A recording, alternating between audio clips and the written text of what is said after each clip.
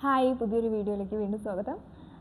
പലരും പറയാറുണ്ട്, അല്ലെങ്കിൽ ചില കോട്ടുകൾ നമ്മൾ വായിക്കാറുണ്ട്, മറ്റുള്ളവരുടെ ആക്ഷൻ അനുസരിച്ച് അയക്കരുത് നമ്മുടെ ഹാപ്പിനെസ്, നമ്മുടെ ഹാപ്പിനെസ് കണ്ടെത്തണം എന്നുള്ളതൊക്കെ.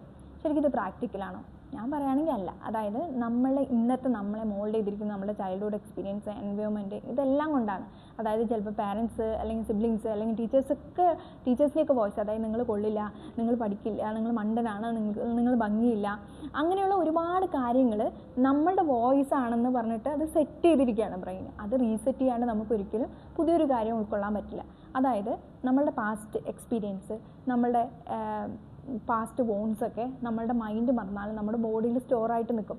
അതുകൊണ്ട് തന്നെ അതിനെ ഹീൽ ചെയ്യാണ്ട്, ആ ഒരു എക്സ്പീരിയൻസ് ഹീൽ ചെയ്യാണ്ട് നമ്മുടെ പുതിയൊരു എക്സ്പീരിയൻസ് നമ്മുടെ മൈൻഡിന് ഉൾക്കൊള്ളാൻ പറ്റില്ല. അല്ലെങ്കിൽ നമുക്ക് അത് ചിലർ പറയും നമ്മൾ മാനിഫെസ്റ്റ് ചെയ്യുന്നുണ്ട്, വിഷ്വലൈസേഷൻ ചെയ്യുന്നുണ്ട്, പക്ഷെ അതൊന്നും എഫക്റ്റീവ് ആവുന്നില്ല. അതെന്തുകൊണ്ടാണ്? നമ്മളുടെ സെൽഫ് ഡൗട്ടും അതുപോലെ തന്നെ നമ്മൾ സേഫ് അല്ല എന്നുള്ള തോന്നലും നമ്മൾ ഇനഫ് അല്ല എന്നുള്ള തോന്നലൊക്കെ നമ്മൾ ഓൾറെഡി സെറ്റാണ്. ആ സെറ്റിങ്സ് റീസെറ്റ് ചെയ്യാണ്ട് പുതിയൊരു എക്സ്പീരിയൻസ് നമുക്ക് ഉൾക്കൊള്ളാൻ പറ്റില്ല.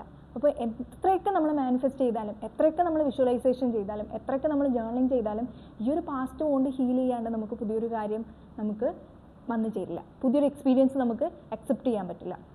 ആ പഴയ എക്സ്പീരിയൻസ് നമ്മൾ മാറ്റണം.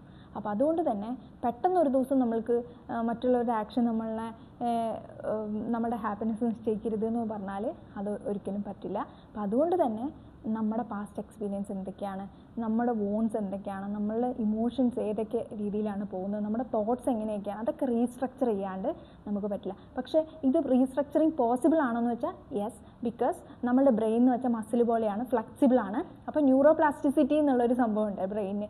അതായത് അഡാപ്റ്റബിലിറ്റി, പുതിയ കാര്യങ്ങൾ അഡാപ്റ്റ് ചെയ്യാനുള്ള ബ്രെയിനിൻ്റെ കഴിവ്. ഡെയിലി നമ്മൾ അതിനുവേണ്ടി വർക്ക് ചെയ്താൽ തീർച്ചയായിട്ടും നമ്മൾക്ക് പുതിയൊരാളാവാൻ പറ്റും, പുതിയൊരു പേഴ്സണാലിറ്റി ആവാൻ പറ്റും.